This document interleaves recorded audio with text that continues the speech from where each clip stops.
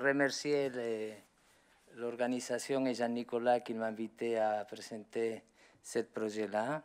Je suis très content d'être là avec vous et les différentes préoccupations pour rapport à territoire et les partager. Merci beaucoup. Et après, vous dire que je fais beaucoup de projets pendant, je ne suis pas déjà un jeune très jeune, et j'ai fait beaucoup de projets dans beaucoup de pays, beaucoup en Japon, aux États-Unis, en Chili, en France, un peu partout le monde, qu'il y a beaucoup de questions que le territoire il était très important et c'était un peu difficile de décider quel projet finalement j'arrive à présenter aujourd'hui. On avait très peu de temps et finalement j'ai décidé de présenter ce projet que c'est de l'année 2003-2004 que même Jean-Nicolas il m'a aidé dans la construction quand on était beaucoup plus jeune que maintenant. Et j'ai décidé de présenter ce projet parce qu'on l'a fait à Friard, que c'est un centre d'art contemporain à Fribourg, et que ça commence avec une chose qu'on pourrait dire que c'est une anecdote. Ça, je le fais comment? Aussi? Oui. Une anecdote. Je venais de faire une pièce à Mexico, en ludothèque, pour le marché central de Avast pour les enfants de la rue. Alors, en situation très grave et difficile, je venais de travailler à la Biennale de Torino avec les prostituées sénégalaises que j'ai vécu 3 jours avec les Sénégalaises prostituées très difficiles. Je venais de beaucoup de choses très difficiles physiquement et psychologiquement. Et j'allais à faire une pièce à Suisse. J'allais dans l'avion et je pense, ouf, ça sera Hollywood, ça sera très facile. Et je prends le journal et je vois que les artistes et les intellectuels suisses, ils se proposent comme médiateurs pour la guerre des Palestiniens et les Juifs. Vous savez que c'est un grand conflit de tout le temps. Et j'allais à Suisse, le pays tout le temps de la médiation, la Croix-Rouge, tout ça. Et j'imaginais que là-bas, il y avait beaucoup de l'argent, parce que normalement, au Mexique, il n'y a pas l'argent, il n'y a pas l'argent, même si tout ça. Et quand on arrivait, j'étais demandé pour cette femme qu'il y a au centre, que c'est Sarah Sucher, qui venait d'être convoquée, gagner la direction de Friard, parce qu'il m'a vu que j'ai travaillé avec la prostituée à la Biennale de Torino. Il y avait à côté des centres d'art un groupe de prostituées. Il voudrait que je continue à travailler avec la prostitution. Mais quand j'arrive là-bas, casuellement, j'arrive avec mon valise, tout ça, et elle me dit, s'il te plaît, Joseph, tu peux attendre 5 minutes, non, 1 heure, parce qu'on a une négociation à l'intérieur des questions intérieures des musées et je ne peux pas t'attendre. Et moi, je l'ai dit de façon très intuitive, est-ce que je peux l'enregistrer? Et il me dit, de ma part, il n'y a aucun problème. On va le demander à la personne qui négocie avec moi et à la syndicaliste. Il dit les deux que non, et par première fois, je lui demande, est-ce que vous pourrez signer un papier que je peux utiliser cette vidéo si jamais je veux l'utiliser pour question de faire une pièce ou quelque chose? Et tous les 3 signent. Et alors, il passe 1 heure, il sort avec la caméra comme ça, avec les pieds, tout rouge. Il ne me dit rien, il commence à me parler de la prostitution, je ne sais pas quoi. Et quand j'arrive à l'hôtel, je regarde la caméra, la vidéo et c'est terrible. C'est terrible. Cette femme, c'était l'ancienne femme d'un homme qui à Paris, c'était très, très connu, c'est Guiter, que c'était le directeur des centres suisses à Paris, qu'avec cette femme, ils ont créé le Friard et que la nouvelle directrice l'accusait de ne pas payer les impôts. Et alors, il s'est crié, mais waouh, terrible. Pour moi, ce n'était pas problème quel type. Je ne voulais pas les accuser de la situation, sinon qu'est-ce qu'il passe quand on a un conflit dans la vie quotidienne et qu'est-ce qu'on fait. Et à partir de ça, je l'ai proposé à la directrice de faire de ça en thématisation et faire de ça un projet. Qu'est-ce qu'on fait dans la vie quotidienne quand on a un problème? Comment est-ce qu'on le résout? Et alors, normalement, ça on ne le voit pas trop, non? Mon méthodologie de travail, normalement, j'ai créé un processus où j'ai fait normalement, et ici, les territoires, je ne sais pas si vous arrivez à lire? Oui. J'ai créé dans un territoire des gens qui sont impliqués au ce sujet. J'ai fait des interviews normalement d'1 heure et c'est obviamente les gens du musée, mais aussi les gens des psychologues, des anthropologues, des avocats, des diplomates, beaucoup de gens, des voisins, parce qu'on a pensé que les voisins, ça serait intéressant. Alors, de créer à tous les gens de ce territoire qu'elle crée, ce contexte, et de trouver, je dis enfin, comment pour proposer quelque chose. Dans ce cas, on avait l'idée, ou j'avais l'idée de créer une maison de négociation. À partir de cette idée de créer une maison de négociation, je commence à travailler avec un architecte et on fait une première idée, qu'après vous verrez, de qu'est-ce que c'est possible comme une maison de négociation. On crée cette maison de négociation et on appelle à tout le monde qu'on a fait les interviews et on les pose la maison de négociation sur la table et on négocie la maison de la négociation. Alors, tout le monde, la première question qu'on pose, c'est est-ce que c'est possible de créer une maison de la négociation? Est-ce que c'est réaliste? Est-ce que ça sert à quelque chose? Et les gens, dans ce cas, ils nous ont dit oui, mais ça oui, ça non, papi, papa. Et qu'est-ce que ça nous donne? Ça nous donne un programme à partir duquel nous, avec l'architecte, on peut faire un projet beaucoup plus ajusté.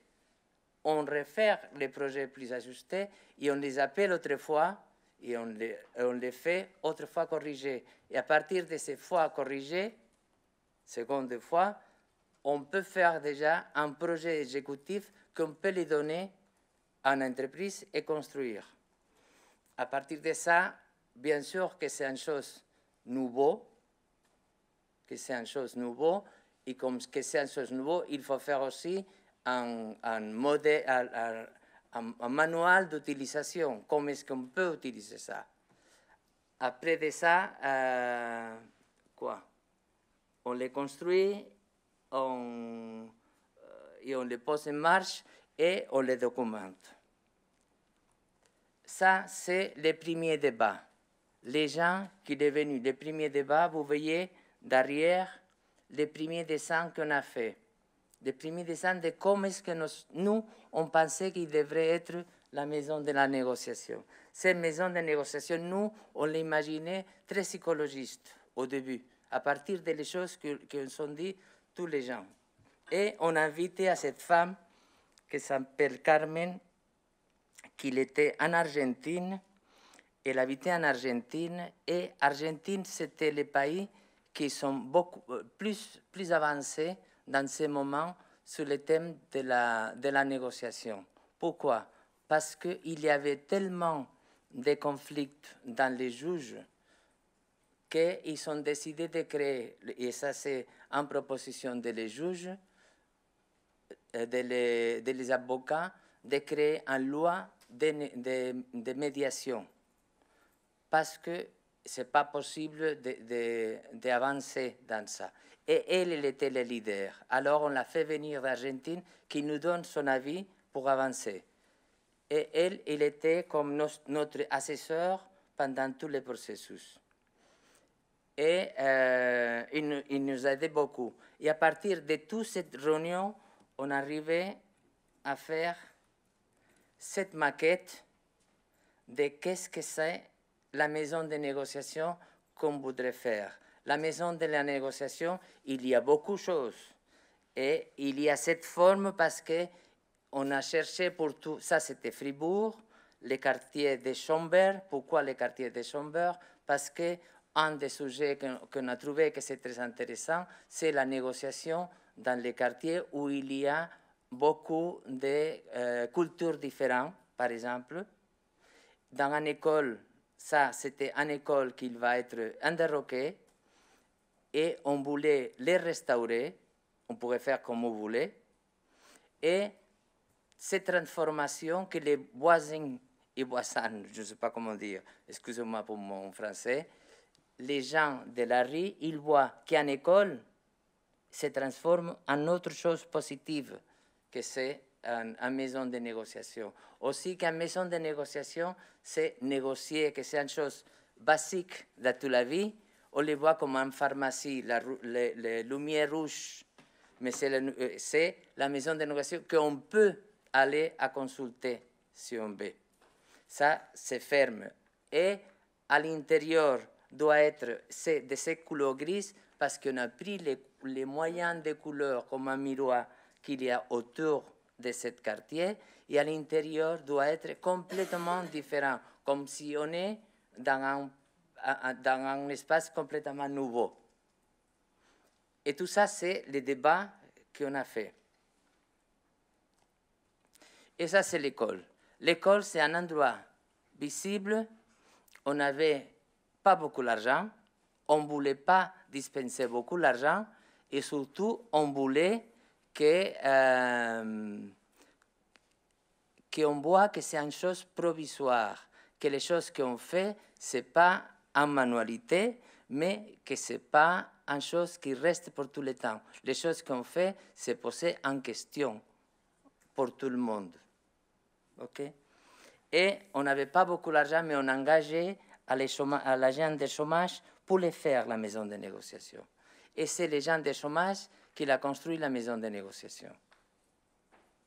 Et comme je vous ai dit, il neigeait, mais il y a beaucoup de gens très différents et les différentes cultures, ils provoquaient beaucoup de conflits. Et on voulait que la pièce il se voit de loin comme une maquette. On est dans un prototype, une chose qu'on pose à questionner dans l'espace. Je ne sais pas si se voit bien, mais c'est comme une grande maquette à un espace géant. Et ici, à l'intérieur, on ne peut pas aller à utiliser la maison de négociation pour tous les sujets. Si tu es violé, tu dois aller à la police. C'est des conflits de la vie quotidienne. Il y a des choses que tu peux et des choses que non. Il y a un président ou directeur de la maison de négociation que c'est une personne de reconnaissance de tous les quartiers. Plus des gens qu'il y a derrière qui sont des personnes professionnelles qui l'aident. Alors, à l'intérieur, il était foncé. Les premières choses que tu négocies, c'est la lumière. Et ça dépend quand tu poses la lumière, il commence déjà à négocier. La grande différence entre la maison de négociation et les médiations, c'est que la maison de négociation, tu négocies avec un objet.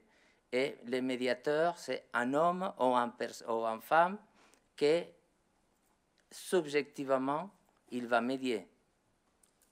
Pardon. Et ça, c'est des pièces, des logos qu'on a trouvés dans l'université de Lausanne, qu'ils utilisaient. Hein?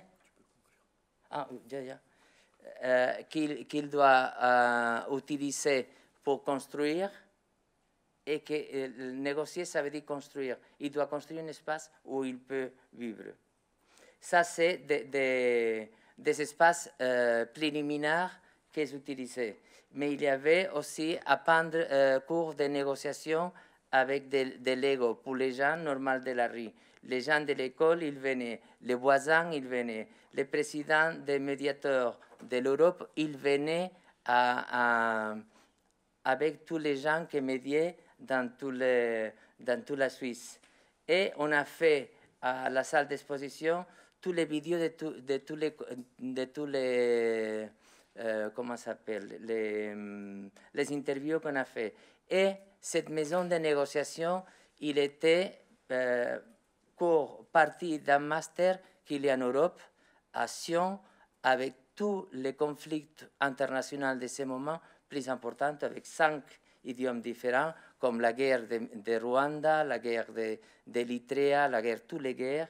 Et vous voyez là-bas, et la maison de négociation, c'était le sujet des enfants de carrière. Et la langue. Et c'est fini. Merci, Joseph. Merci.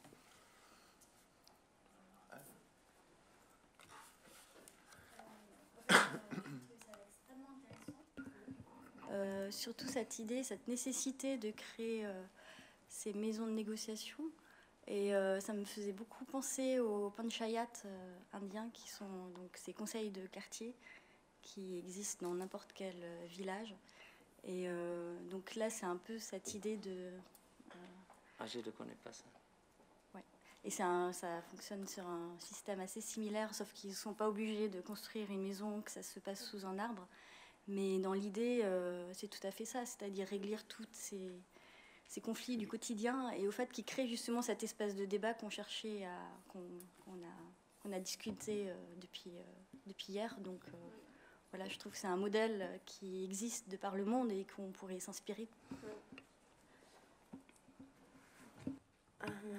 Je suis d'accord avec vous, complètement super intéressant le projet. La seule chose qui m'a manqué dans le processus, c'est qu'il y avait cette belle maison réalisée et on voyait toutes les photos depuis l'intérieur et après on revoit les gens. Mais comment est-ce que vous avez le construit? Est-ce que les gens ils ont co-construit la maison ou est-ce que ça c'est une entreprise ou qui a fait la mise en œuvre de l'objet quoi?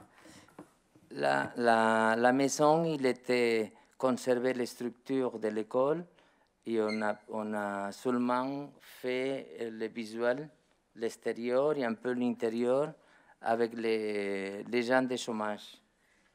Mais qui ont? Quand tu dis on a juste... Les personnes de chômage. D'accord, merci. Pour moi, c'est plus intéressant quand je parle de collaboration et travailler avec gens, de travailler conceptuellement que physiquement. Parce que tous les concepts, tout, et ça, c'est pour ça que je dis avant, c'est une pièce de 2003. C'est 2003, il fait beaucoup des années. C'est pas, ça fait presque 20 ans qu'il est déjà fait. J'ai pensé beaucoup. Pour moi, c'est peut-être moins intéressant de chercher des gens pour construire les bâtiments, je ne sais pas quoi. Ça veut dire que dans le concept, la co-construction n'a pas un rôle? Dans ce moment, non. Ça dépend des projets. Ça dépend des projets. Parce que si on parle de l'appropriation de l'espace, je pense que c'est une bonne façon de permettre aux gens de s'approprier un lieu aussi. Oui, mais dans cet espace, on ne voulait pas que l'espace il est approprié. On voulait seulement poser en question si c'est intéressant ou non l'idée d'une maison de négociation et le poser en pratique pendant un moment. mais j'ai fait autre pièce que c'était important que se l'approprie, mais aussi je fais un arrêt d'autobus au Japon, que les gens ils se l'approprient de 2096, ils marchent encore et ils ne sont pas construits. Mais il y a autres stratégies. Jean-Nicolas? Oui, Joseph, tu disais que le projet datait de quelques années, mais je vais te reposer la même question que je t'ai posée il y a, je crois, 10 ou 12 ans. Tu appelles tes projets des prototypes, et je t'avais posé la question suivante. Dans quelle mesure, au fond, on ne pourrait pas développer un modèle de maison de négociation qui serait répétable dans d'autres villes Et de mémoire, mais peut-être je me trompe, tu m'avais répondu qu'au fond, si ça marchait bien à cet endroit-là, c'est parce que ça marchait bien juste à cet endroit-là et à ce moment-là, et que rien ne garantissait que ce soit transférable entièrement et que ça marche aussi bien ailleurs. Et dans la plupart des projets que tu fais, il me semble que tu cherches toujours à répondre aux besoins le plus urgents, enfin, pour le dire un peu vite. Et que le besoin le plus urgent, c'est pas toujours une maison de la négociation. Et c'était ta réponse. Alors, je sais pas si c'est toujours ta réponse, que c'est en entendant aussi Carole qui dit qu'il y a des équivalents ailleurs. Pourquoi l'idée quand un projet réussit et qui devient pérenne, je vais dire un gros mot, mais pourquoi ne pas le franchiser en quelque sorte, hein, c'est-à-dire le développer dans d'autres villes, quoi. Différentes choses. Pour moi, premier, c'est comme une espèce de contradiction déjà. Je ne crois pas qu'une maison de négociation, c'est nécessaire. Je pense que c'est comme une contradiction. Je pense que chacun de nous, il doit apprendre à négocier. C'est peut-être mieux en école de négociation qu'en maison de négociation. Et c'est un thème transversal. Depuis qu'on est, on pleure pour négocier avec notre maman ou notre papa quelque chose. Et je pense que c'est une chose que c'est dommage qu'on n'a pas dans les écoles, une chose comme ça. Et tu sais que la majorité de mon travail, c'est très transversal. Après, dans beaucoup de mon pièces, c'est comme essayer de construire un grand cadeau et je te le donne. Si tu veux l'utiliser bien, si tu ne veux pas, je ne peux pas te forcer. Je ne suis pas Fidel Castro que je te l'impose. C'est à toi à décider si tu veux le transformer ou pas, ou te l'approprier ou pas. Je pense qu'on on est dans le terrain de la spéculation et je pense que c'est l'intéressant des arts visuels. Et je pense qu'il y a une erreur dans l'architecture et dans les arts visuels encore qu'ils pensent que quand on fait un bâtiment ou quand on fait une sculpture ou n'importe quoi, il doit durer toute la vie. En Asie, que je connais bien, que j'étais beaucoup de fois, tout, c'est pas pérenne. Il reste jusqu'au moment qu'il est nécessaire. Et dans ce moment, je pensais que moi, je me pris très sérieusement un problème petit, micro, et je l'ai levé à un niveau de macro, parce que les personnes du centre d'art, ils n'imaginaient jamais qu'il va être dans un centre de master de 7 universités européennes, des conflits plus grands du monde à partir de son conflit personnel. Et moi, je pense que tous, on a les droits d'être écoutés et d'avoir une possibilité d'être. Je ne sais pas si je m'explique. Merci. Jade, tu avais une question? Ouais. Moi, c'est une question peut-être que j'adresse plus généralement, enfin à tout le monde, mais je me demande quelle est la plus-value à avoir un espace qui est spécifiquement dédié à la négociation. Et aussi, je me demande pourquoi, enfin, j'ai l'impression que l'agencement spatial d'un endroit, il a un impact très fort sur ce qui se passe dans les interactions sociales.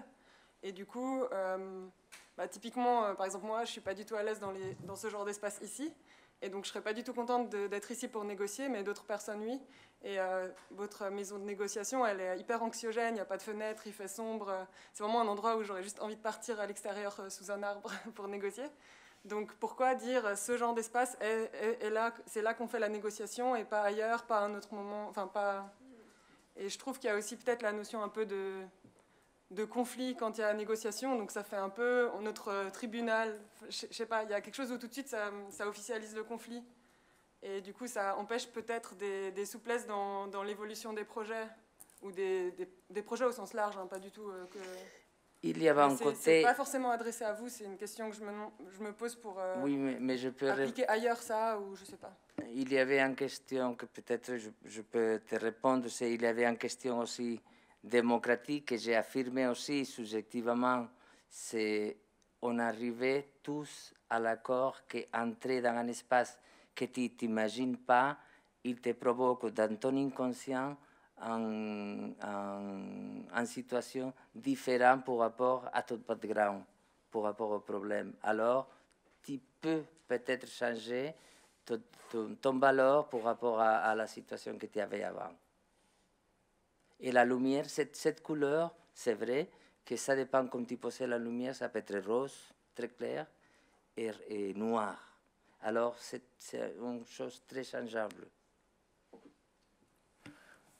Moi, je vais en profiter juste pour peut-être vous questionner tous les deux sur la transition socio-spatiale dont tu parlais tout à l'heure, Petra, et de voir justement, Joseph, un petit peu comment est-ce que ce type d'objet intermédiaire qui est là pour répondre à une urgence, vraiment, ou à une question importante pour une société, va avoir ce côté temporaire, ce que tu viens de préciser, mais finalement, comment est-ce que on pourrait imaginer, identifier justement ce type d'objet intermédiaire qui serait nécessaire pour favoriser une transition socio-spatiale, une évolution, un diagnostic. Comment est-ce que finalement on pourrait identifier les objets pertinents pour poser les bonnes questions finalement dans un site? Est-ce que je reprends? Donc, ça veut dire Voilà. Très bonne question, Thibaut. Vraiment intéressant. Donc, dans le projet Bécane Ouest, on a mis en place pas une maison de négociation, mais je trouve très intéressant comme titre. Peut-être on va changer notre maison du projet vers la maison de négociation. Ça m'inspire. Mais en fait, on a prévu de co-construire. C'est peut-être aussi pour ça que j'ai parlé de la co-construction, parce que ça permet aux acteurs de s'approprier un projet. Et donc, nous avons prévu cette maison du projet, ou peut-être future maison de négociation, autour de qu'est-ce que ça devient le quartier, de le co-construire, et comme ça que cet espace va servir comme lieu d'information, comme lieu de rencontre et comme lieu de négociation, en fait. Donc, c'est vraiment bien la question que tu poses, mais voilà, pour que les gens ils commencent à négocier, ils doivent s'approprier un lieu. Et pour moi, c'est pas juste de faire le projet ensemble, parce que les uns, ce sont les architectes, comme Jade, on le voit très bien, qu'elle voit directement le manque de la qualité spatiale pour un être humain, peut-être dans un espace fermé. Il y a des architectes qui ont cette expertise et vont peut-être faire le design, mais la construction va se faire ensemble avec les multiples acteurs, et par cette co-construction, ils peuvent s'approprier et rentrer dans la négociation. C'est mon point de vue. Moi, personnellement, je n'ai pas aucun problème formel. Mon dernier pièce que je viens de travailler, c'était avec un chorégraphe que peut-être vous connaissez, qui s'appelle La Ribotte, et que je viens d'être, comment on dit, collaborateur artistique, et on vient de faire une pièce à Madère. Il va être ici dans le festival d'automne cette année, et c'est une pièce de danse contemporaine. Et on l'a fait exactement avec la même méthodologie. Alors, il peut tenir beaucoup de formes différentes et ce n'est pas un problème. Je fais des pièces que c'est en adhésif. Je fais... Alors, je pense que chaque projet, il a besoin d'une forme, mais pour moi, par exemple, si je retourne à la maison de négociation, on a pensé que quand on négocie, il avait besoin, et dans ce cas, pour nous, on a trouvé cet objet à l'Université de Lausanne, de construire et de construire avec un objet. Il était besoin d'être un peu grand et avoir intimité. Et alors, c'était très important l'intimité. Et alors, la taille, la construction, tout, ça nous a donné. Mais je ne sais pas. Merci pour vos